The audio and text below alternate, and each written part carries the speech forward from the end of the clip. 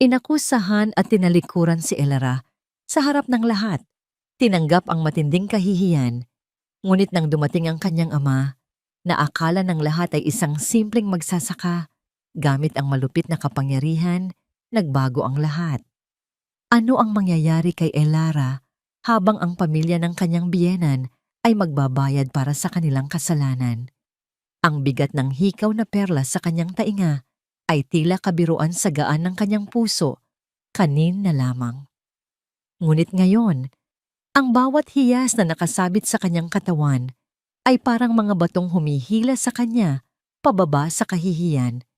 Nakatayo sa gitna ng nagkikislapang ballroom ng mansyon ng mga Montenegro. Pakiramdam ni Elara Santos ay isa siyang estranghero na naligaw sa isang mundong hindi para sa kanya.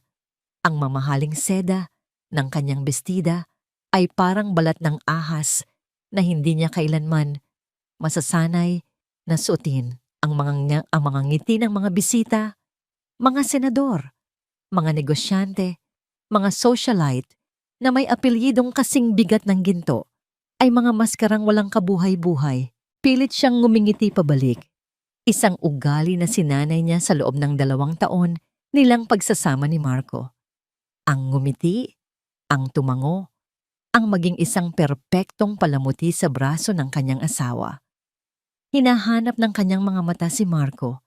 Nakita niya ito sa di kalayuan. Kausap ang isang matabang lalaki na may malaking tiyan at nagniningning na kalbong ulo. Saglit na nagtama ang kanilang paningin.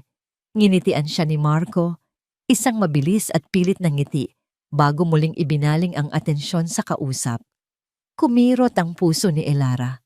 Dati, ang isang tingin lang ni Marco ay sapat na para pawiin ang lahat ng kanyang kaba. Ngayon, ang tingin nito ay parang hangin na dumadaan lang sa kanya. Isang magnanakaw.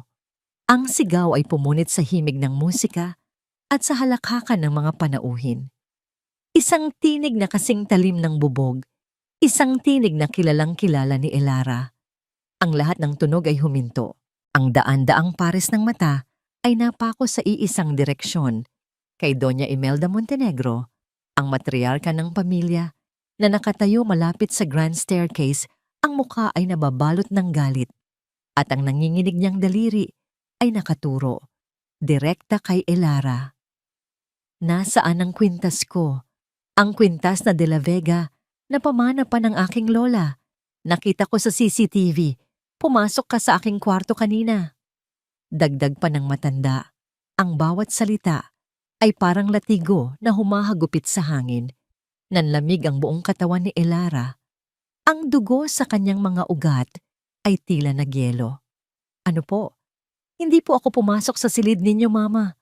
Mahinang sagot niya. Ang kanyang boses ay halos hindi marinig.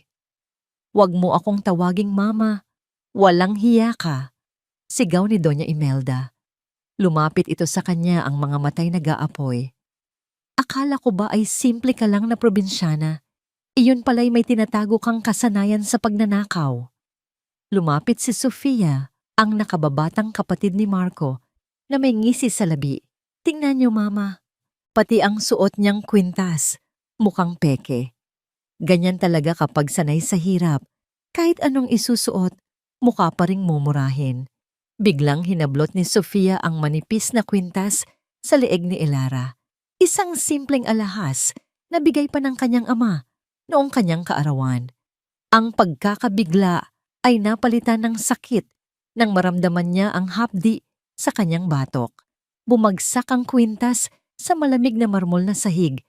Ang tunog ng pagkalagot nito ay kasabay ng pagkalagot ng kanyang puso.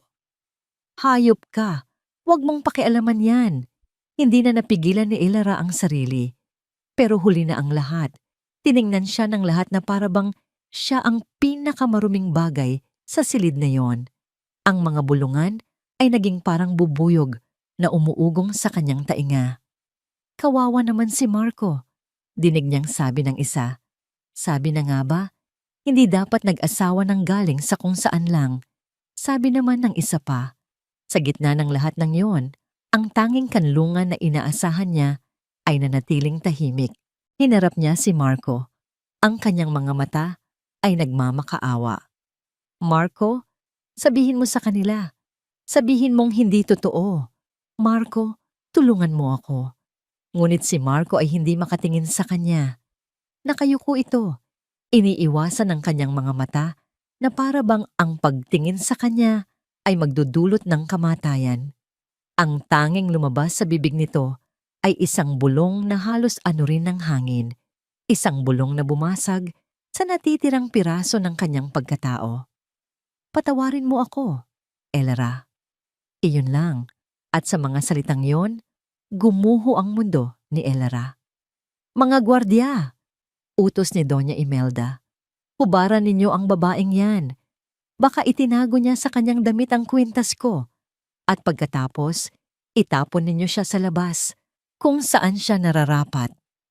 Dalawang unipormadong lalaki ang humawak sa kanyang mga braso. Nagpumigla si Elara, umiiyak, tumatawag sa pangalan ng kanyang asawa. Ngunit si Marco ay nanatiling isang estatwa, isang duwag na manonood sa kanyang sariling teatro ng kalupitan. Pinagtulungan siya ng mga gwardiya. Ang mamahaling bestida ay walang awang pinunit mula sa kanyang katawan. Inilalantad ang kanyang balat sa malamig na hangin at sa mapanuring mga mata ng mga panauhin. Ang kanyang dignidad ay unti-unting hinuhubad. Iniiwan siyang nakatayo roon, nanginginig sa lamig at sa kahihiyan. Suot lamang ang kanyang manipis na sapin. Kinaladkad siya palabas ng mansyon. Ang bawat hakbang ay isang dagok sa kanyang kaluluwa. Ang mga halakhak at pangungutya ay sumunod sa kanya hanggang sa malaking pinto. Pagkatapos, isang malakas na tulak. Bumagsak si Elara sa magaspang na semento ng bangketa. Ang lamig nito ay gumapang sa kanyang balat, ngunit wala na itong tatalupa sa panlalamig na nararamdaman niya sa loob. Sumara ang malaking tarangkahan na bakal sa kanyang likuran. Ang kalabog nito ay isang pinal na hatol. Naiwan siyang mag-isa sa dilim ng gabi. Basang-basa sa luha. Niyakap niya ang sarili. Sinusubukang itago ang kanyang kahubaran sa mga matang hindi niya nakikita. Nanginginig. Kinapa niya ang maliit na bulsa ng natirang saplot. Nandoon pa ang luma niyang cellphone na hindi niya kailanman pinalitan. Sa nanginginig na mga daliri, pinindot niya ang iisang numero sa kanyang speed dial. Itinapat niya ito sa kanyang tainga. At sa unang ring pa lang, isang pamilyar na boses ang sumagot. Hindi na niya napigilan ang hikbi na kanina pa namumuo sa kanyang lalamunan. Ang kanyang boses ay basag at puno ng sakit. Itay, tulungan niyo po ako. Itay, tulungan niyo po ako. Ang mga salitang yon ay lumabas mula sa kaibuturan ng kanyang kaluluwa. Dala ang lahat ng sakit at kahihiyang dinanas ni Elara. Sa kabilang linya, ang tahimik na pagdinig ng kanyang ama ay mas nakapagpaiyak pa sa kanya. Alam niyang kahit sa simpleng tunog ng kanyang pag-iyak, ramdam na nito ang bigat ng kanyang kalungkutan. Nasaan ka, anak? Anong nangyari? Ang boses ni Don Agustin ay kalmado, ngunit may bahid ng bakal na hindi kailanman narinig ni Elara mula sa kanya. Ang kanyang ama ay isang magsasaka, isang simpleng tao na nakasanayan niyang makita na may putik sa bota at laging may ngiti sa labi, puno ng pagmamahal. Ngunit ngayon, ang tinig na yon ay mayroong lamig na tila nagbabalot ng isang nagngangalit na apoy. Pinilit niyang magsalita sa kabila ng nanginginig niyang labi. Pinalayas po nila ako, itay. Pinahiya. Wala po akong suot kundi hindi niya matapos ang pangungusap. Ang imahe ng mga mukha ng mga Montenegro, lalo na ang walang emosyong mukha ni Marco, ay paulit-ulit na naglalaro sa kanyang isip. Pinagbintangan po nila akong nagnakaw. Huwag kang gagalaw, Elara. Dadating ako. Hintayin mo ako. Iyon lang. At pagkatapos, pinutol na ang tawag. Umupo si Elara sa malamig na semento, niyakap ang kanyang mga tuhod at hinayaan ang ulan ng kanyang luha na dumaloy. Ang malamig na simoy ng hangin ay bumabalot sa kanyang halos hubad na katawan, ngunit ang kirot sa kanyang puso ay mas matindi pa kaysa sa anumang lamig. Ilang beses na niyang narinig ang pangungutya ng mga Montenegro tungkol sa kanyang ama. Magsasaka lang daw, sabi ni Doña Imelda minsan, habang tinitingnan ang lumang larawan ng kanyang ama na may hawak na pala. Kaya nga mukhang basahan ng anak dahil galing sa putik, dagdag ni Sofia. Hindi niya pinansin noon dahil ang pagmamahal niya kay Marco ang tanging mahalaga. Ngayon, ang bawat salitang iyon ay parang patalim na dumidiin sa kanyang sugatan na puso. Ilang minuto ang lumipas, o marahil ay oras, hindi na niya alam. Pakiramdam niya ay lumipas ang isang buong buhay sa isang gabi. Sa gitna ng kanyang kawalan ng pag-asa, isang kakaibang tunog ang pumukaw sa kanyang atensyon. Isang malalim, malakas na ugong, parang isang malaking bubuyog na papalapit. Unti-unti itong lumakas, hanggang sa maramdaman niya ang pag-uga ng lupa sa ilalim niya. Itinaas niya ang kanyang tingin sa itaas. Isang malaking anino ang bumalot sa kalangitan. At doon, sa ibabaw mismo ng mansyon ng mga Montenegro, isang pribadong helicopter ang lumulutang. Ang mga ilaw nito ay nakatutok sa kanya. Ang lakas ng hangin mula sa propeller ay halos lumipad sa kanyang buhok at natitirang sa plot. Nagulantang ang mga gwardiya sa gate. Ang mga naiwan pang bisita sa loob ay napasilip sa mga bintana. Ang mga ilaw ng helicopter ay nakatutok, hindi sa mansyon, kundi sa mismong kinauupuan ni Elara. Dahan-dahang bumaba ang helicopter sa kalsada. Ilang metro lang ang layo sa kanya. Ang lakas ng tunog nito ay nakakabingi. At pagkatapos, bumukas ang pinto nito. Bumaba ang isang lalaki. Hindi siya kailanman nakakita ng kanyang ama na nakasuot ng ganito. Isang itim na suit na tila isinukat para sa isang hari. Ang kanyang buhok ay maayos na nakasuklay at ang kanyang mga mata ay matalim. May kapangyarihan na hindi kailanman niya nakita. Sa likod niya, bumaba ang 5 kalalakihan na nakasuot ng itim na uniforme. May mga baril sa gilid at matalim ang mga mata. Isang malaking figura, matangkad at may tindig ng isang general ang naglakad papalapit sa kanya. Ang mga matang yon ay kanyang mga mata. Ngunit ang ekspresyon ay ibang-iba. Hindi ang init ng isang ama, kundi ang lamig ng isang taong may kapangyarihan at autoridad. Lumuhod ang lalaki sa kanyang harapan. Hinubad nito ang kanyang blazer at ipinulupot sa nanginginig na katawan ni Elara. Ang amoy ng mamahaling pabango ay bumalot sa kanya. Ibang-iba sa amoy ng lupa at sariwang hangin na nakasanayan niya sa kanyang ama. Ayos ka lang ba, anak? Ang boses nito ay formal, ngunit sa huling salita, may bahid ng pag-aalala na lumabas. Tumango si Elara, hindi makapagsalita. Hinawakan siya nito sa braso at dahan-dahan siyang itinayo. Habang nakatayo sila, magkatabi, bumaling ang kanyang ama sa mga Montenegro na ngayoy nakatayo sa likod ng tarangkahan. Gulat na. Nagulat. Ang mga mata ng kanyang ama ay walang emosyon, maliban sa isang matalim na ningning na tila kayang tumunaw ng bakal. Walang sinabi ang kanyang ama, ngunit ang kanyang presensya ay sapat na. Siya ay hindi lang isang simpleng magsasaka. Siya ay isang bagyo na dumating upang sirain ang lahat ng humahadlang sa kanyang daan. Sa kauna-unahang pagkakataon, nakita ni Elara ang takot sa mukha ni Doña Imelda. Tapos na ang paghihirap mo, anak.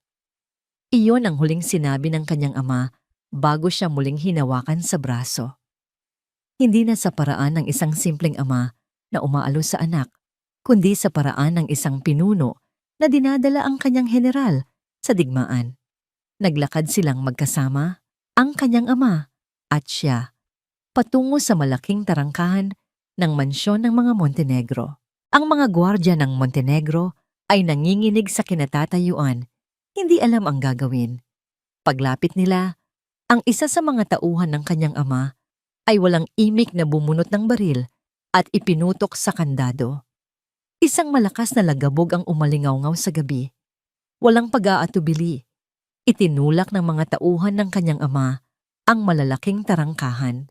Nagbukas ito ng maluwang.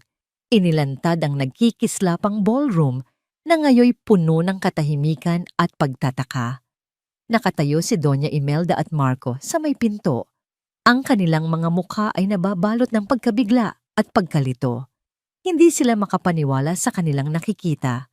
Si Elara, na kanilang itinapon na parang basura, ay bumalik, kasama ang isang hukbo at ang kanyang ama na magsasaka. Nilingon sila ni Doña Imelda na mabilis na nakabawi sa kanyang pagkagulat. May bahid ng paghamak sa kanyang tinig.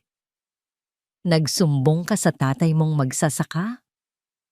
Ang mapanuyang tanong ni Doña Imelda ay nanatiling nakabitin sa hangin.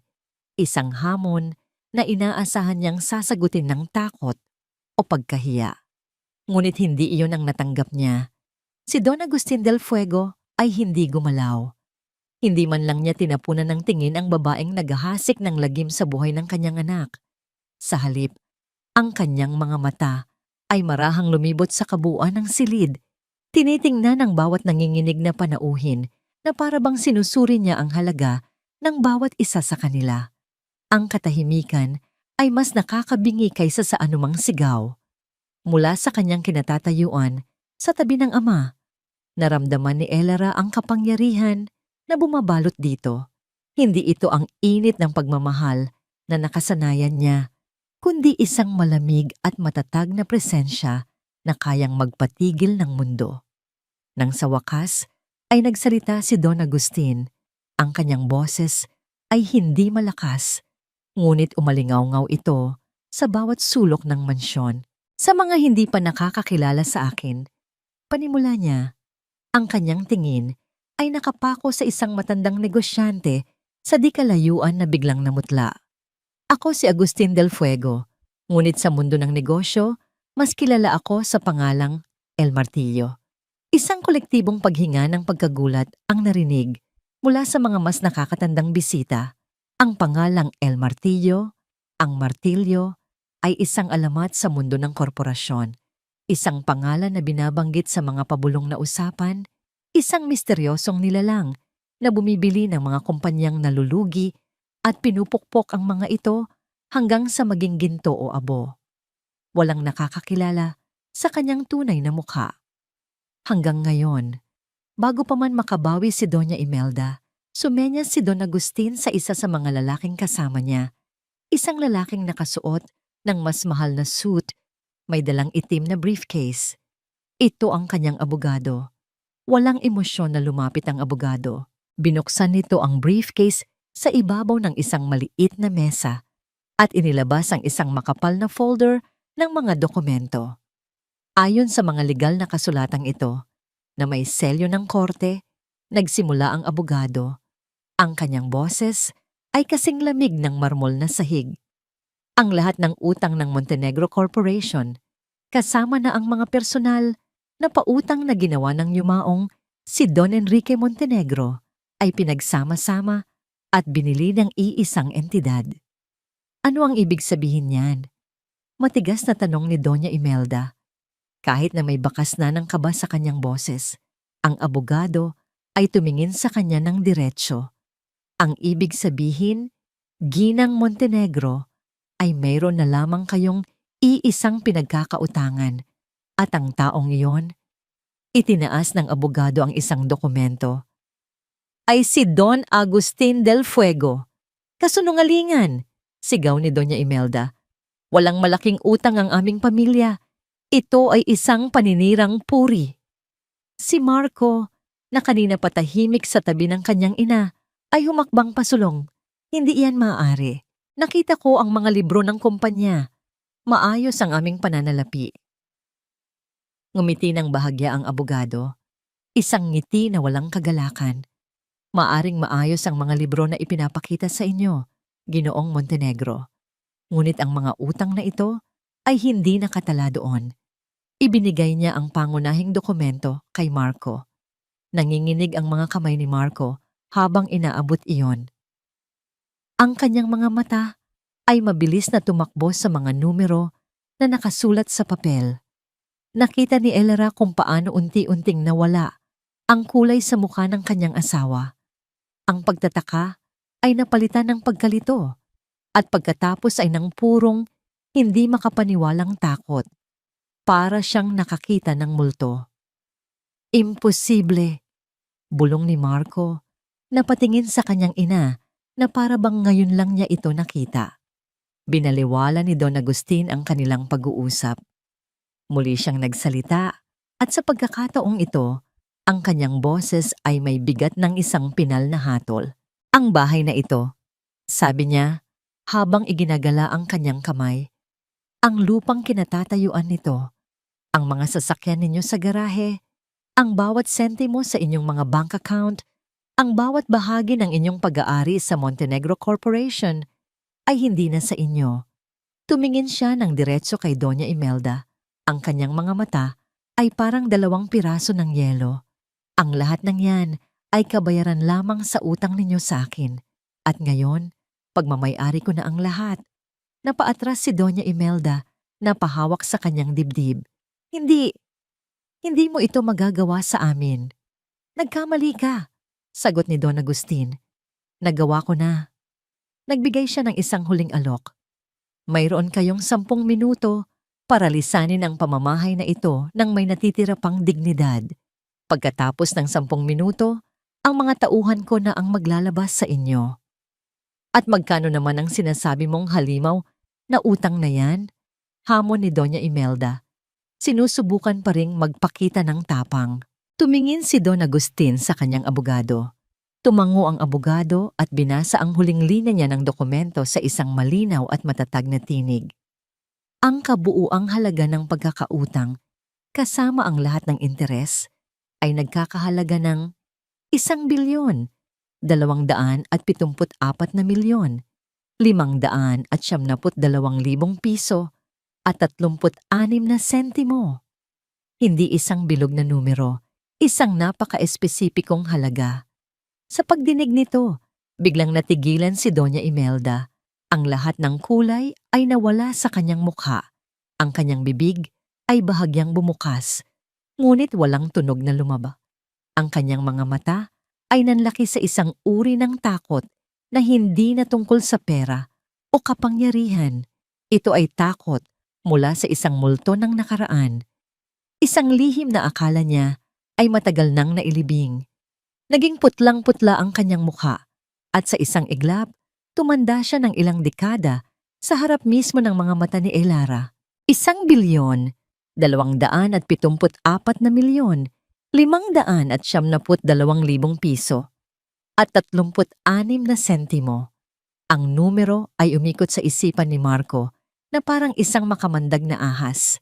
Hindi ito isang ordinaryong numero, hindi ito isang random na halaga na kinalkula mula sa mga libro ng negosyo. Mayroon itong bigat, mayroon itong kasaysayan, mayroon itong amoy ng takot at luma, mamahaling alak. Para sa lahat ng naroroon, ito ay isang simpleng deklarasyon ng pagkabangkarote.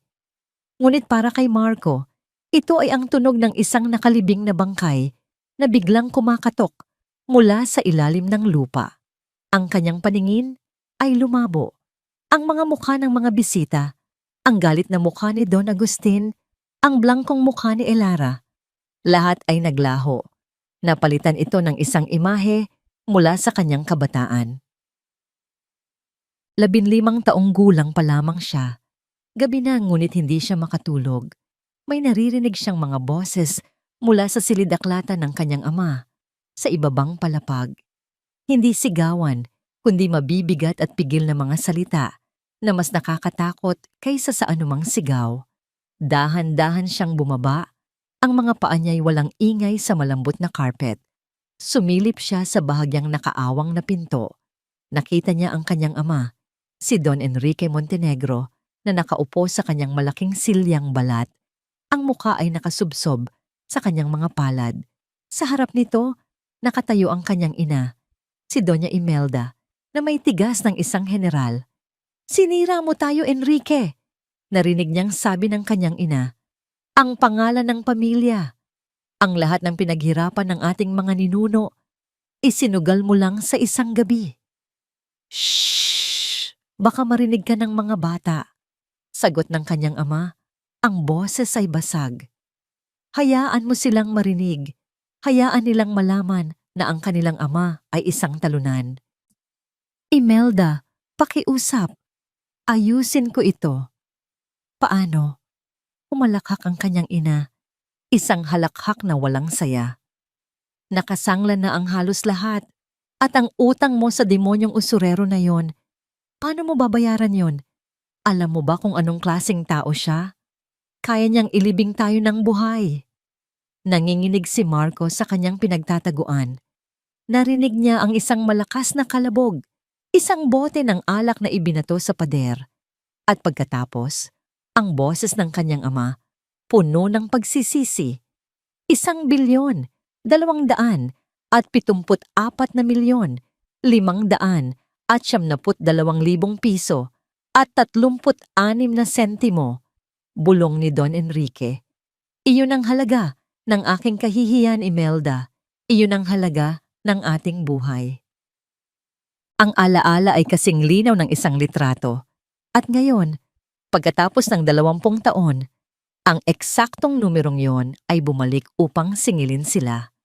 Napatingin si Marco sa kanyang ina. Nakita niya sa mga mata nito ang parehong takot na nakita niya sa mga mata ng kanyang ama noong gabing iyon. Ito pala ang dahilan. Ito pala ang lihim na pilit itinatago ni Doña Imelda sa ilalim ng kanyang kayabangan at pagmamataas. Ang buong buhay nila, ang lahat ng karangyaan, ay isang malaking kasinungalingan na itinayo sa pundasyon ng isang utang na duguan. Ang pagbagsak ng katawan ni Doña Imelda sa sahig ay parang isang mabagal na pelikula. Walang sumalo sa kanya. Maging si Marco ay hindi makagalaw, paralisado sa katotohanang sumampal sa kanya. Si Don Agustin del Fuego ay hindi nagpakita ng anumang emosyon. Tumingin lang ito sa nakabulagtang katawan ni Doña Imelda na para bang isa lamang itong basura sa kanyang daanan. Ang utang na yan, nagsalita si Don Agustin. Ang kanyang boses ay bumababaon sa bawat puso sa silid. Ay binili ko mula sa isang kilalang loan shark 10 taon na ang nakalipas. Isang pabor para sa kanya dahil ayaw na niyang madungisan ang kanyang mga kamay at isang pabor para sa akin dahil gusto kong ako mismo ang magtapon ng basura. Ngayon, naiintindihan na ni Marco ang lahat. Hindi ito isang simpleng paghihiganti dahil sa pagpapahiya kay Elara. Ito ay isang plano, isang mahaba, malamig, at kalkuladong plano na inilatag maraming taon na ang nakalipas. Ang pagpapakasal nila ni Elara, ang pagtitiis nito sa pamilya. Lahat ay mga piyesa lamang sa isang laro na matagal nang sinimulan ng ama nito. Hinihintay lang ni Don Agustin ang tamang pagkakamali. At ngayong gabi, ibinigay ito ng kanyang ina ng buong buo. Ang kanyang tingin ay napunta kay Elara. Hinahanap niya ang kahit anong bakas ng damdamin sa mukha nito. Galit, sakit, tagumpay. Ngunit wala. Ang mga mata ni Elara ay isang malawak at tahimik na karagatan. Ang babaeng minahal niya, ang babaeng ipinangako niyang proprotektahan ay wala na roon. Ang nakatayo sa tabi ni Don Agustin ay isang estranghero, isang reyna na gawa sa yelo, na pinanday ng sakit na siya mismo ang nagdulot. At sa sandaling iyon, naramdaman ni Marco ang tunay na kahulugan ng pagsisisi. Hindi dahil nawala ang kanilang yaman, kundi dahil sa isang gabi ng kaduwagan, nawala sa kanya ang kanyang kaluluwa. Simulan niyo na.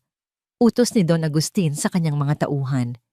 Samahan ninyo ang mga bisita palabas at pagkatapos, tiyaking walang anumang gamit na mailalabas ang mga Montenegro. Nagsimulang kumilos ang mga lalaking nakaitim. Magalang ngunit matatag nilang ginabayan ang mga natitirang bisita palabas. Walang tumutol, walang gustong madamay. Ang mga dating kaibigan at kasosyo ng kanilang pamilya ay umiiwas ng tingin, nagmamadaling umalis na parang may nakakahawang sakit sa mansyon. Lumapit ang 2 tauhan sa walang malay na si Doña Imelda at binuhat ito na parang isang sako ng bigas. Si Sofia ay humahagulgol sa isang sulok, walang magawa. Naiwan si Marco na nakatayo sa gitna ng kanyang gumuguhong kaharian. Ang lahat ng kanyang ipinagmamalaki, ang kanyang pangalan, ang kanyang yaman, ang kanyang posisyon, ay nawala sa isang iglap. Habang kinakaladkad palabas ang kanyang ina, bigla itong nagkamalay. Nagpumiglas ito, ang kanyang mga mata ay puno ng purong pagkamuhi. Tumingin ito ng diretso kay Elara at sa ama nito. Sa huling hininga ng kanyang natitirang lakas, isinigaw niya ang isang pangako na puno ng kamandag. Hindi pa tapos ang laban. Tandaan ninyo yan. Hindi pa tapos ang laban. Ang sigaw ni Doña Imelda ay parang huling dagundong ng isang kulog bago ang ganap na katahimikan. Ngunit walang sino man ang nakinig. Ang banta niya ay nawalan ng bigat. Isang salitang walang kapangyarihan mula sa isang reynang inagawan ng korona. Nakatayo si Elara sa gitna ng ballroom, balot pa rin sa blazer ng kanyang ama. Pinanood niya ang bawat eksena na para bang nanonood siya ng isang pelikula. Ang mga tauhan ni Don Agustin ay kumikilos ng may disiplina at bilis. Ang mga natitirang pagkain sa mesa ay mabilis na niligpit. Ang mga mamahaling palamuti ay maingat na tinatakpan. Ang mga pinto sa bawat silid ay nilalagyan ng selyo. Ang mansyon na dati puno ng buhay at halakhakan ay dahan-dahang nagiging isang malamig at tahimik na museo. Lumakad si Elara, ang kanyang mga paa ay nag-iwan ng bakas sa makintab na sahig. Umakyat siya sa grand staircase, ang parehong hagdanan kung saan siya tiningnan nang may paghamak ni Doña Imelda kanina lamang. Hinawakan niya ang makinis na kahoy ng handrail. Dati, ang bawat sulok ng bahay na ito ay sumisigaw ng isang mensahe, hindi ka nabibilang dito. Ngayon, ang bawat sulok ay pag-aari na niya. Pumasok siya sa silid na dating sa kanila ni Marco. Ang lahat ay nasa ayos pa. Ang kama ay malinis. Ang mga damit ni Marco ay nakasabit pa sa aparador. Sa ibabaw ng kanyang vanity table, nakatayo pa rin ang isang litrato nilang dalawa noong kanilang kasal. Kinuha niya ito. Sa litratong iyon, ang kanilang mga ngiti ay totoo. Ang kanilang pag-ibig ay parang isang pangako na walang hanggan. Isang mapait na ngiti ang gumuhit sa kanyang labi. Isang pangako na sinira sa loob lamang ng isang gabi. Mula sa bintana ng silid, tanaw niya ang lahat ng nangyayari sa labas. Nakita niya si Sofia na sinusubukang bitbitin ang isang Hermes bag. Ngunit magalang, ngunit matatag itong kinuha ng isang gwardiya. Personal, nagamit lamang po ang pwedeng ilabas, ma'am, sabi ng gwardiya. Pero personal ko ito. Regalo ito sa akin. Sigaw ni Sofia. Ang kanyang boses ay nagiging pambata. Lahat po ng binili, gamit ang pera ng Montenegro ay pag-aari na ni Don Agustin, kalmadong sagot ng gwardiya. Walang nagawa si Sofia kundi umiyak ng umiyak habang kinukuha ang kanyang wallet at cellphone. Ang dating prinsesa ay para na ngayong isang pulubi. Sunod niyang nakita si Doña Imelda. Nakatayo ito sa labas ng gate. Ang dating postura ng isang reyna ay nawala na. Nakayuko ang kanyang mga balikat, ang kanyang buhok ay magulo. Ngunit kahit sa kanyang pagkatalo, ang mga mata niya ay nanatiling nag-aapoy. Nang magtama ang kanilang paningin mula sa bintana, tiningnan siya ni Doña Imelda ng may purong pagkamuhi. Isang tingin na nangangako ng paghihiganti. Hindi natinag si Elara. Ang takot na dati niyang nararamdaman ay napalitan na ng isang malamig na kapayapaan. At sa huli, nakita niya si Marco. Nakatayo itong mag-isa, malayo sa kanyang ina at kapatid, na parang isang estatwang gawa sa bato. Nakatingala ito sa bintana ng kanilang silid, direkta sa kanya. Ang kanyang mukha ay isang blankong papel, ngunit sa kanyang mga mata, nakita ni Elara ang isang bagyo ng pagsisisi at sakit. Biglang bumuhos ang malakas na ulan. Ang ulan ay tila isang tangis mula sa kalangitan. Hinuhugasan ng dumi at kasinungalingan ng gabing iyon. Nabasa ang buhok at damit ng pamilya Montenegro, ngunit nanatili silang nakatayo sa labas ng gate, hindi makapaniwala na sila ay mga estranghero na ngayon sa sarili nilang tahanan. Inilapag ni Elara ang litrato, nakataob. Huminga siya ng malalim at bumaba. Pagdating niya sa may pinto, nakita niyang nakatayo roon ang kanyang ama. Naghihintay. May hawak itong payong.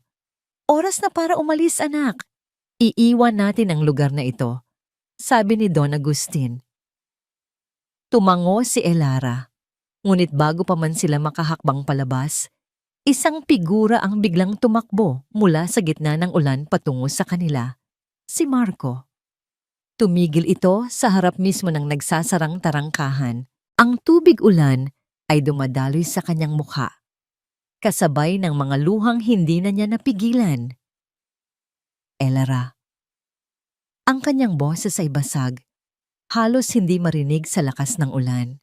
Hindi gumalaw si Elara, hindi rin gumalaw si Don Agustin. Biglang lumuhod si Marco sa basang kalsada, sa harap nilang dalawa. Ang mamahalin niyang sapatos at pantalon ay nababad sa putik. Ikinulong niya ang kanyang mukha sa kanyang mga palad. Elara, patawarin mo ako. Humagulgol siya. Nagkamali ako. Naging duwag ako. Pero mahal na mahal kita. Pakiusap. Bigyan mo ako ng isa pang pagkakataon. Pakiusap, Elara. Ang kanyang mga salita ay puno ng desperasyon, isang huling pagkapit ng isang taong nalulunod. Tinitigan siya ni Elara. Ang lalaking minahal niya ng higit pa sa kanyang buhay. Ang lalaking pinangarap niyang makasama habang buhay. Ngayon, nakaluhod sa kanyang harapan, basang-basa, wasak. May bahagi sa puso niya na gustong tumakbo palapit sa kanya, yakapin siya, at sabihing ayos na ang lahat. Ngunit ang bahaging iyon ay nasugatan na, namatay na kanina lamang sa ilalim ng mga mapanuyang mata ng lipunan.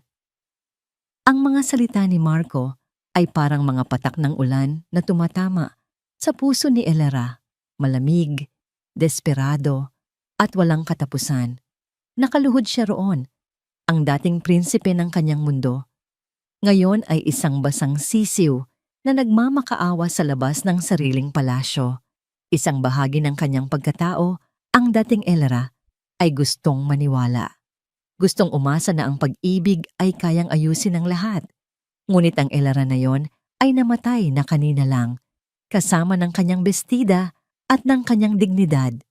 Naramdaman niya ang bahagyang pag-atras ng kanyang ama sa kanyang tabi. Isang senyas na hindi ito makikialam, hindi ito gumalaw, hindi ito nagsalita.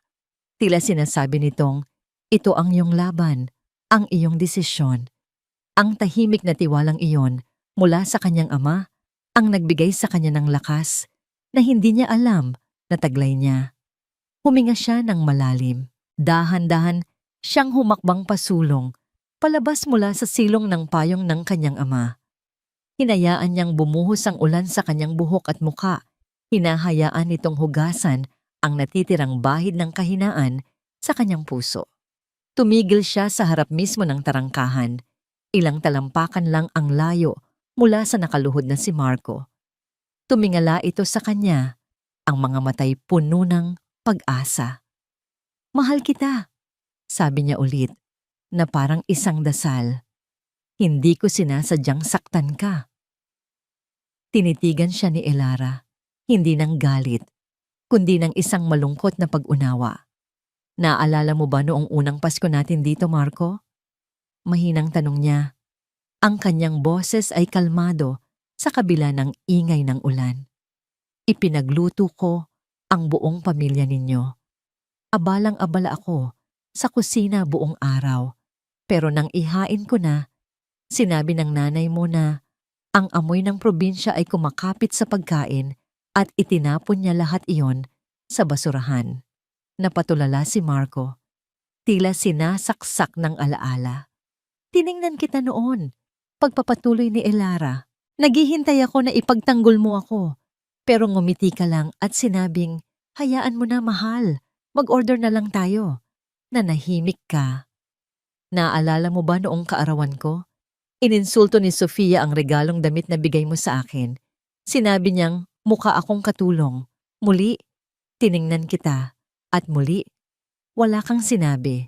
Nanahimik ka. Ang bawat salita ni Elara ay isang patak ng asido na tumutulo sa sugat ng kanilang pagsasama. At kanina, Marco, dito na nagsimulang manginig ang kanyang boses, ngunit pinigil niya ito. Habang hinuhubaran ako sa harap ng lahat, habang ipinapahiya ako na parang hindi ako tao, habang kinaladkad ako palabas na parang hayop, nasaan ka? Nasaan ang pagmamahal na sinasabi mo? Elara, patawarin mo ako.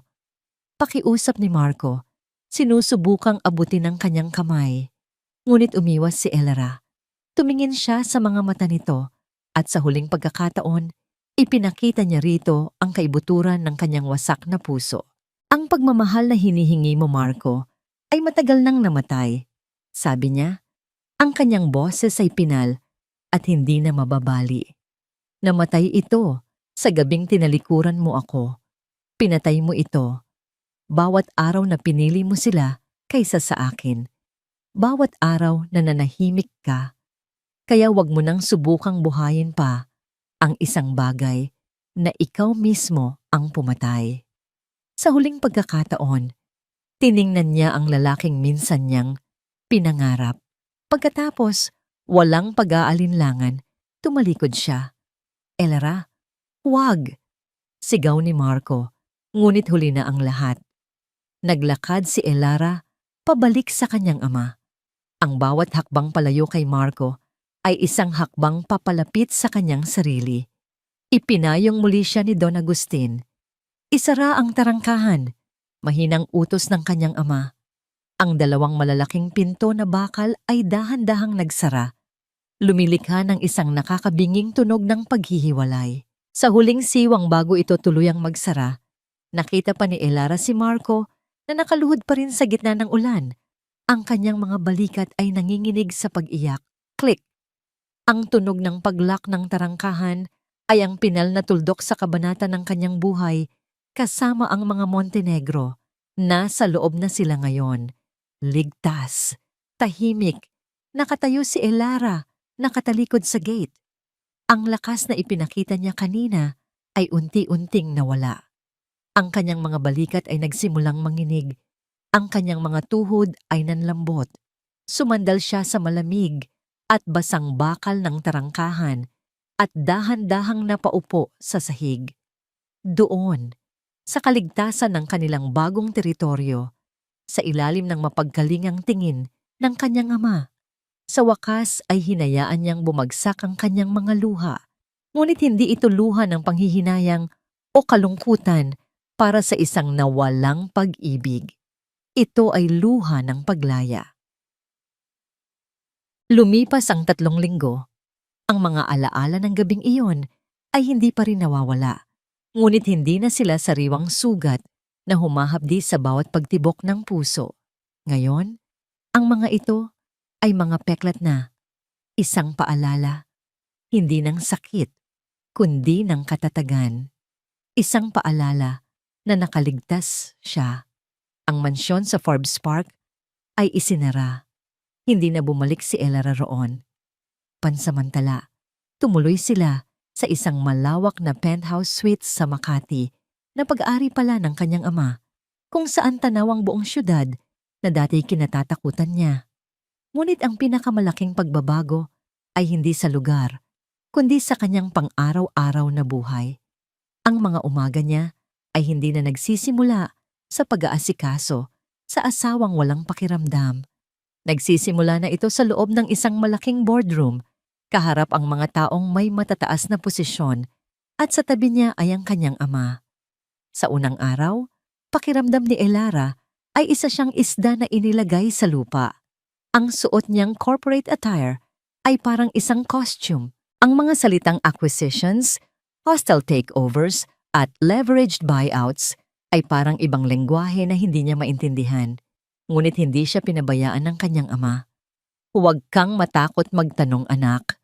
Bulong nito sa kanya sa gitna ng isang pulong.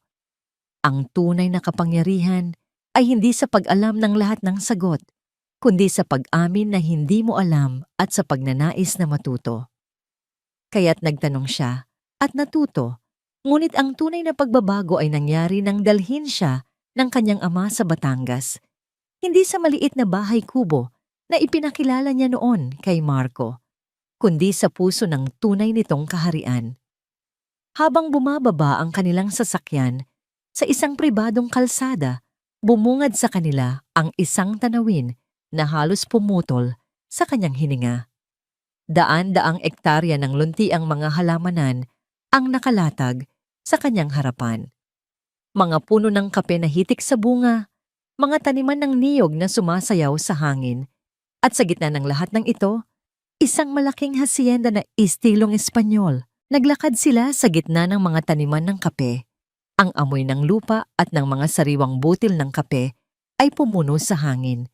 Ito ang amoy na kinalakihan niya. Ang amoy na tinawag ni Doña Imelda na amoy probinsya. Ito ang simula ng lahat, Elara, sabi ni Don Agustin habang dinadampot ang isang pulang bunga ng kape. Bago pa man magkaroon ng mga building sa Makati, meron ng lupa. Ang lupa ang nagbibigay buhay. Ito ang tunay na yaman.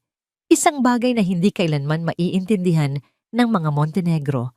Para sa kanila, ang yaman ay nasa pangalan, sa alahas, sa mga party. Para sa atin, nasa ugat ito ng bawat puno. Itay, bakit niyo po itinago ang lahat ng ito? Tanong ni Elara, ang tanong na matagal nang bumabagabag sa kanya. Huminto sa paglalakad si Don Agustin at hinarap siya.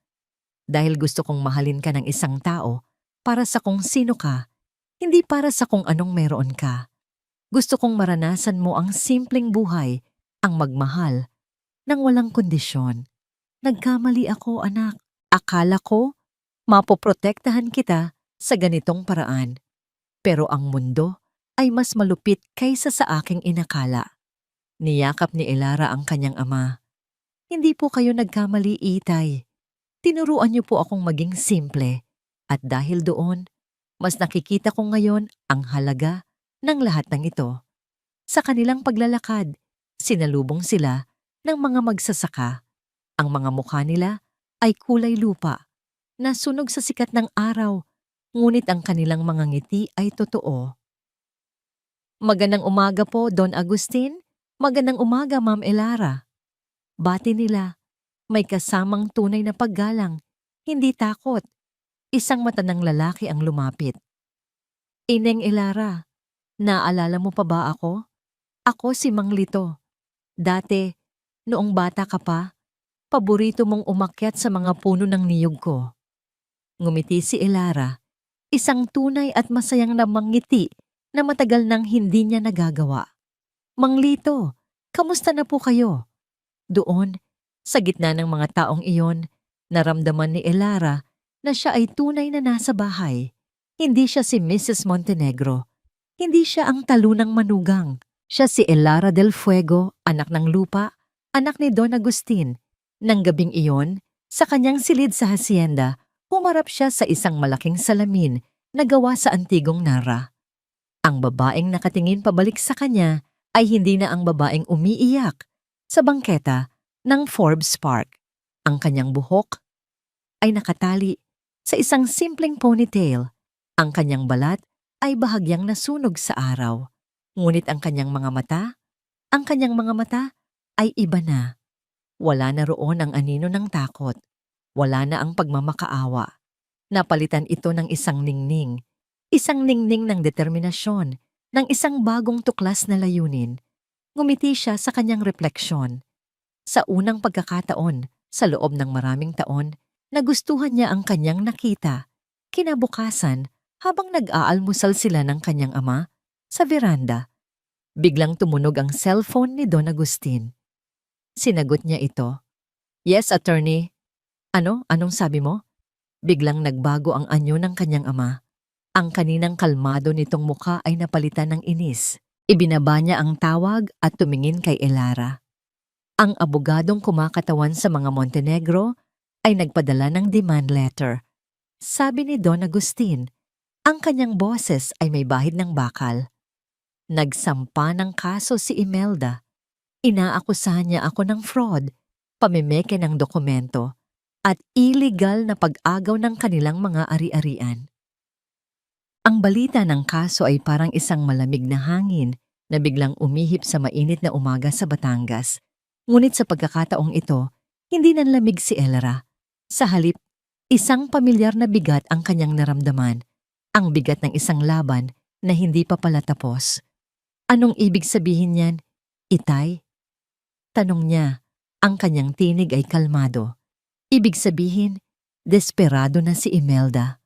Sagot ni Don Agustin habang umiinom ng kanyang kape na parang walang nangyari. Wala siyang legal na basihan.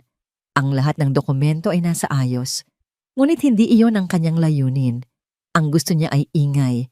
Gusto niyang dungisan ang pangalan natin sa publiko. Umaasang bibigay tayo sa pressure. At tama ang kanyang ama.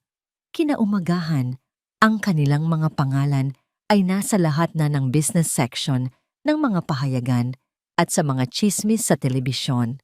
Nanonood si Elara ng isang morning show nang biglang lumabas ang mukha ni Doña Imelda sa screen. Nakaupo ito sa isang sofa, sa isang maliit at murang apartment na malayo sa dati nilang mansyon. Ang kanyang buhok ay maayos, ang kanyang damit ay simple ngunit disente. At umiiyak siya.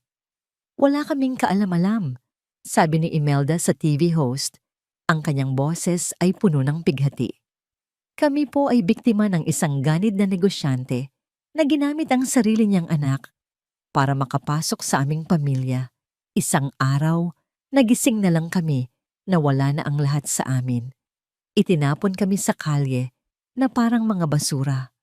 Pinatay ni Elara ang telebisyon. Isang mainit na galit ang nagsimulang kumulo sa kanyang dibdib.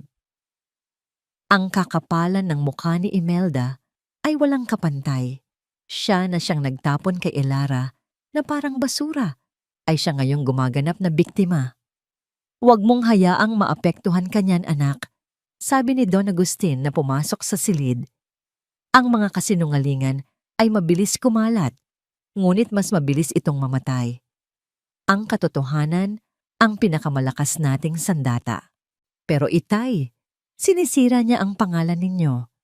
Ang pangalan ko ay itinayo sa loob ng 50 taon ng pawis at dugo, Elara. Hindi ito kayang sirain ng laway ng isang desperadong babae. Ngunit hindi lang sa media lumaban ang mga Montenegro. Isang hapon, habang pauwi si Elara mula sa isang pulong sa opisina nila sa Makati, isang pamilyar na figura ang humarang sa kanyang daraanan palabas ng lobby. Si Marco.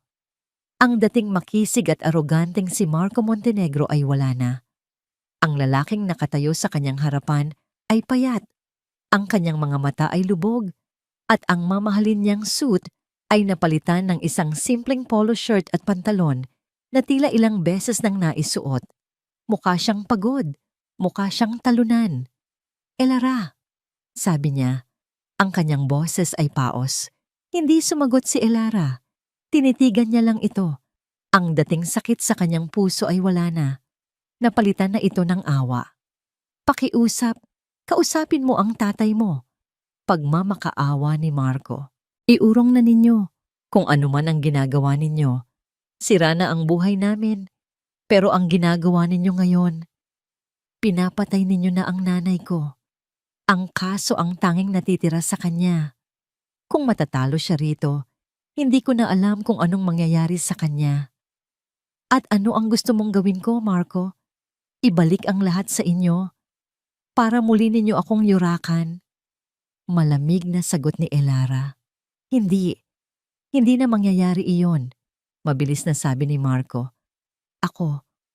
Ako ang mag-aalaga sa'yo. Ako ang poprotekta sa'yo. Iwanan mo na ang tatay mo, Elara. Sumama ka sa akin. Magsimula tayo ulit.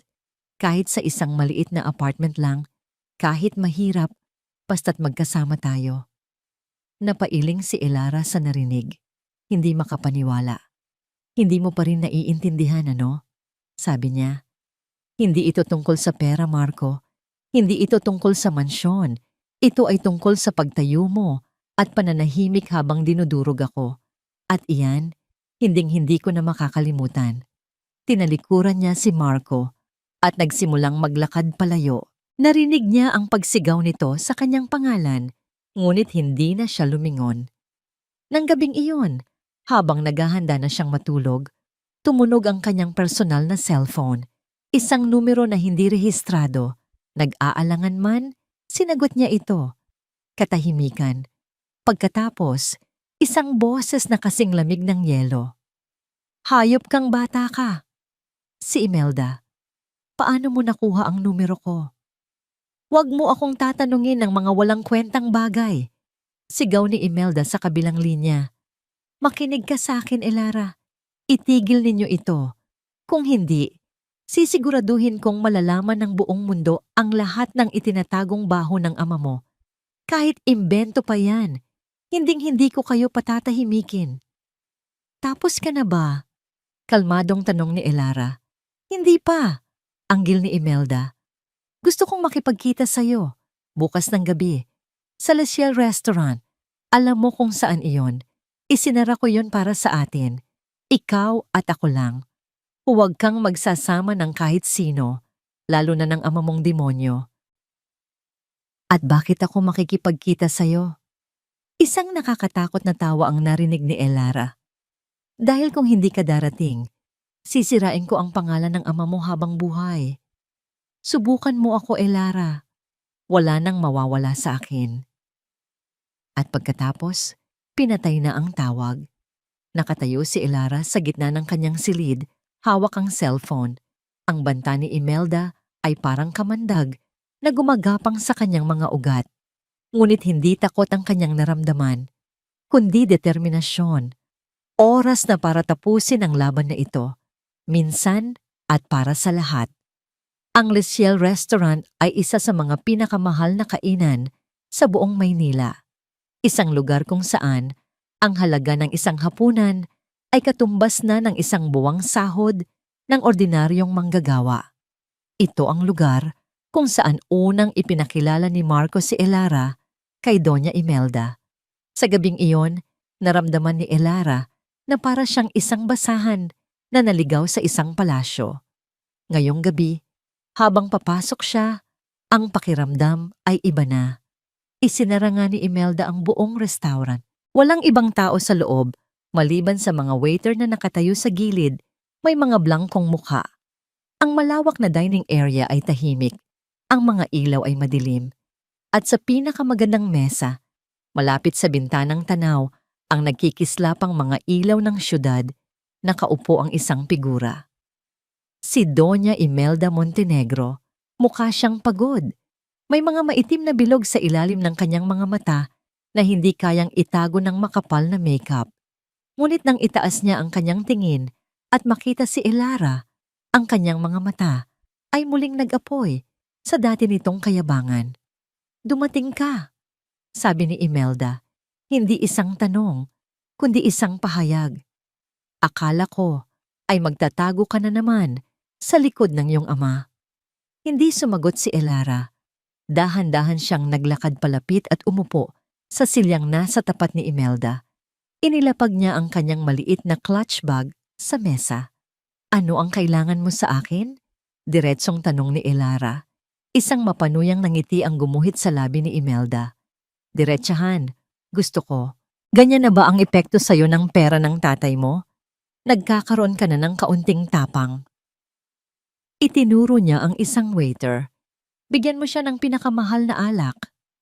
Tubig lang, sabi ni Elara sa waiter. Hindi inaalis ang kanyang tingin kay Imelda. Nawala ang nangiti sa mukha ni Imelda. Nandito ka dahil sa utos ko, Elara. Huwag mong kalimutan yan. Isang salita ko lang sa media at ang pangalan ng ama mo ay magiging kapareho ng putik. Subukan mo. Kalmadong sagot ni Elara. Tingnan natin kung sino ang paniniwalaan nila. Ang isang babaeng biglang nawalan ng lahat dahil sa mga lihim na utang ng kanyang asawa, o ang isang bilyonaryo na kilala sa buong industriya sa kanyang talino at integridad. Natigilan si Imelda. Paano? Akala mo ba ay hindi ko aalamin? Sabi ni Elara. Habang abala ka sa pag-iyak sa telebisyon, abala ako sa pag-aaral. Pinag-aralan ko ang bawat dokumento, ang bawat transaksyon, ang bawat kasinungalingan na bumabalot sa pamilya ninyo. Ang bahay na yon ay hindi itinayo sa dangal, ginang Montenegro. Itinayo yan sa takot. Wala kang alam. Sigaw ni Imelda. Ang kanyang boses ay biglang tumaas. Wala nga ba? Sumandal si Elara sa kanyang upuan. Ang kanyang kilos ay puno ng kumpiyansa na dati wala sa kanya. O baka naman alam ko na ang lahat. Alam ko na ang dahilan kung bakit ayaw na ayaw mo sa akin ay hindi dahil sa mahirap ako, kundi dahil sa tuwing nakikita mo ako, naaalala mo ang simpleng buhay na matagal mo nang tinalikuran. Naaalala mo na, sa kabila ng lahat ng pera mo, hindi mo kailanman naging masaya ang asawa mo. Manahimik ka, dinuro siya ni Imelda. Kahit anong gawin mo, isa ka pa ring basahan na pinulot lang ng anak ko. Isang mahabang katahimikan ang namagitan sa kanila. Tinitigan ni Elara ang nanginginig na kamay ni Imelda. Pagkatapos, nagsalita siya. Ang kanyang boses ay malumanay, ngunit may bigat ng isang bato. Siguro nga po, isa nga po akong basahan, pag-amin ni Elara. Ngunit mas gugustuhin ko pang maging isang malinis na basahan na kayang punasan ang sarili nitong dumi, kaysa maging isang pekeng diamante na sa loob ay puno ng lamat at kasinungalingan. Ang mga salitang yon ay tumama kay Imelda na parang isang malakas na sampal. Napaatras siya sa kanyang upuan, hindi makapagsalita. Tapos na tayo, sabi ni Elara habang marahang tumatayo. Kinuha niya ang kanyang clutch bag. Ituloy mo ang kaso mo. Mag-ingay ka sa media hanggat gusto mo. Hindi na ako natatakot sa'yo dahil alam ko na ang pinakamalaking takot mo, ginang Montenegro. Iyon ay ang harapin ang sarili mo sa salamin at makita ang isang babaeng walang-wala. Hindi ng pera, kundi ng pagmamahal at respeto sa sarili. Huminga ng malalim si Elara. At nga pala, dagdag niya, habang marahang inilalabas ang kanyang cellphone mula sa bag at pinipindot ang stop recording button. Ipinakita niya ang screen kay Imelda kung saan malinaw na nakikita ang isang audio file na kasalukuyang sinisave. Salamat sa pag-amin sa paninirang puri at sa banta mo sa akin. Sigurado akong magugustuhan ito ng abogado ko. Ang mukha ni Imelda ay dumaan sa sunod-sunod na emosyon, pagkalito, pagkabigla. At sa huli, purong walang halong galit ng isang hayop na nasukol. Ang huling hibla ng kanyang kontrol ay naputol. Walang hiya ka. Sa isang mabilis at hindi inaasahang kilos, tumayo si Imelda, sinunggaban ng isang kutsilyo para sa steak sa ibabaw ng mesa at sumugod kay Elara. Ang kanyang mukha ay nabalot ng kabaliwan, ang kanyang mga mata ay nanlilisik. Ang lahat ay nangyari ng napakabilis. Napaatras si Elara, nagulat sa biglaang pagsalakay. Ang mga waiter ay nagsigawan sa takot. Ngunit bago pa man makalapit si Imelda, isang malakas na kalabog ang umalingaw-ngaw sa buong restaurant. Bang! Ang malaking pinto ng Le Ciel ay bumukas ng malakas. Nakatayo roon si Marco. Ang kanyang mukha ay puno ng pagkataranta. At sa likod niya ay si Sofia, na nakatakip ang bibig sa sobrang gulat. Nakita nila ang lahat. Ang kanilang ina na may hawak na kutsilyo, handang manakit. At si Elara na nasa bingit ng panganib. Ang pagkagambala ay sapat na. Natigilan si Imelda, ang kanyang braso ay nanatiling nakaangat sa ere. Ang kutsilyo ay kumikinang sa ilalim ng madilim na ilaw. Ang kanyang tingin ay napunta mula kay Elara patungo sa kanyang dalawang anak na nakatayo sa may pinto. Mga saksi sa kanyang huling akto ng kabaliwan. Ang galit sa kanyang mukha ay unti-unting napalitan ng isang bagay na mas malala pa, ang ganap na realisasyon ng kanyang pagkatalo. Natalo na siya. At sa pagkakataong ito, ang kanyang sariling mga anak ang nakasaksi nito. Ang tunog ng kutsilyong bumagsak sa sahig ay parang isang kampanang naghuhudyat ng katapusan. Isang matinis na kalansing na pumunit sa natitirang hibla ng kapangyarihan ng mga Montenegro. Nakatayo si Marco at Sofia sa may pinto. Ang kanilang mga mukha ay larawan ng pinaghalong gulat at kahihiyan. Nakita nila ang kanilang ina, hindi bilang isang matapang na matriarka, kundi bilang isang desperadong babae na handang pumatay dahil sa nasirang karangalan. Walang nagsalita. Dahan-dahang lumapit si Marco sa kanyang ina. Si Sofia ay sumunod. Ang kanyang mga mata ay puno ng luha. Hindi galit ang nakita ni Elara sa kanilang mga mukha, kundi isang malalim na awa at pagkapagod.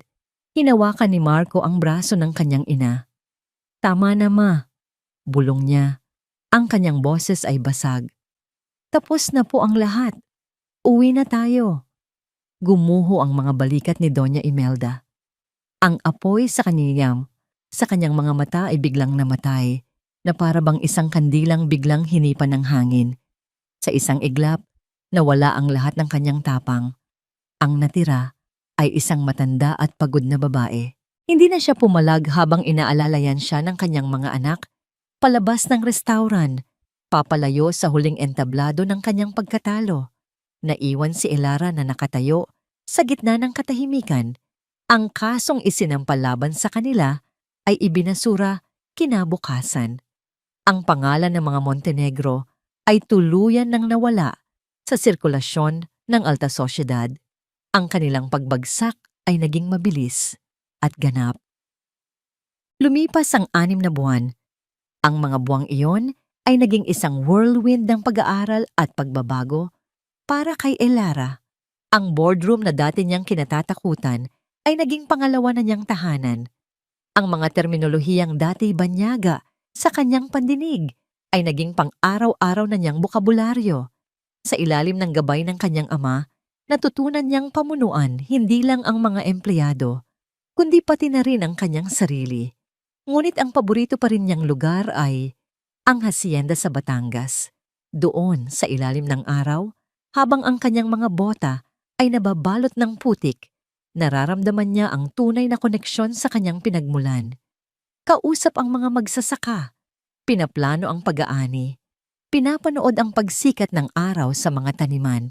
Dito niya natagpuan ang kapayapaan na hindi kayang bilhin ng anumang pera. Isang hapon, habang nasa isang maliit na coffee shop siya sa Alabang para sa isang mabilis na pulong, isang pamilyar na boses ang kanyang narinig. "Elara?" Lumingon siya. Nakatayo roon si Marco. Iba na rin siya. Wala na ang mamahaling relos, ang aroganteng tindig.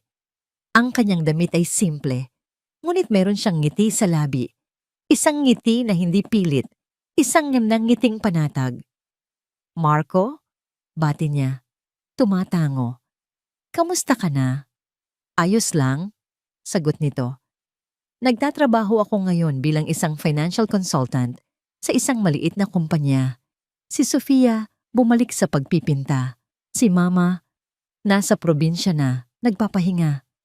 Mabuti naman kung ganon. Isang sandali ng katahimikan, hindi ito awkward. Isa itong katahimikan na puno ng mga bagay na hindi na kailangang sabihin. "Mukhang masaya ka, Elara," sabi ni Marco, at sa pagkakataong ito, ang kanyang mga mata ay puno ng sinseridad. "Ibang-iba ka na, mas matatag, mas buo." Ngumiti si Elara. "Lahat tayo ay nagbabago, Marco." "Alam ko," sabi niya. "Gusto ko lang sabihin na patawad sa lahat at sana maging masaya ka." Tinitigan siya ni Elara at sa kanyang nangiti, walang bahid ng galit o sakit, tanging pagtanggap. "Masaya na ako," simpleng sagot niya. Tumango si Marco na parang yun na ang pinakamahalagang bagay na kailangan niyang marinig. "Paalam, Elara." Paalam pa ni na Marco. Naglakad si Marco palayo at pinanood siya ni Elara hanggang sa mawala ito sa paningin. Walang kirot, walang panghihinayang. Ang naroon lamang ay ang pagtanggap na ang kanilang kabanata ay tuluyan ng nagsara. Kinagabihan, bumalik si Elara sa hasyenda. Umakyat siya sa pinakamataas na burol kung saan tanaw ang buong lupain ng mga Del Fuego. Ang papalubog na araw ay nagpipinta ng kulay kahel at lila sa kalangitan. Ang hangin ay sariwa, may dalang amoy ng lupa at pamumulaklak. Ipinikit niya ang kanyang mga mata at huminga ng malalim. Hindi na siya ang babaeng umiiyak sa bangketa. Hindi na siya ang asawang nagmamakaawa para sa pagmamahal. Hindi na siya isang biktima. Siya si Elara del Fuego, anak ng lupa, pinuno ng kanyang sariling tadhana. Ang kanyang halaga ay hindi nasusukat sa apelidong dala niya o sa lalaking nasa tabi niya, kundi sa lakas na natagpuan niya sa kanyang sarili. Ang puso niya, na minsan nang dinurog, ay buo na muli. At sa pagkakataong ito, alam niyang ito ay sa kanya lamang, malaya at walang hanggan. Ang kwento ni Elara ay isang malupit na aral tungkol sa pagkakaroon ng lakas ng loob at pagpapatawad. Matapos ang matinding pagtataksil, hindi lamang siya nakabalik sa kanyang sarili, kundi ipinakita rin niya na ang tunay na halaga ng tao ay hindi nasusukat sa yaman o katayuan. Ang mga masasama ay laging makakamtan ng kanilang parusa at ang mga tapat ay makakamtan ng gantimpala. Sa mga oras ng paghihirap, natutunan ni Elara na ang pinakamahalaga ay hindi ang nakaraan, kundi ang pagbuo ng isang mas makulay na hinaharap. Ano sa tingin nyo, kung kayo ang nasa posisyon ni Elara, paano nyo haharapin ang mga pagsubok na darating? Ibahagi ang inyong saloobin sa mga komento at mag-iwan ng mga katanungan. Salamat sa pagsubaybay at huwag kalimutan na mag-subscribe para sa mas marami pang kwento ng lakas at katarungan.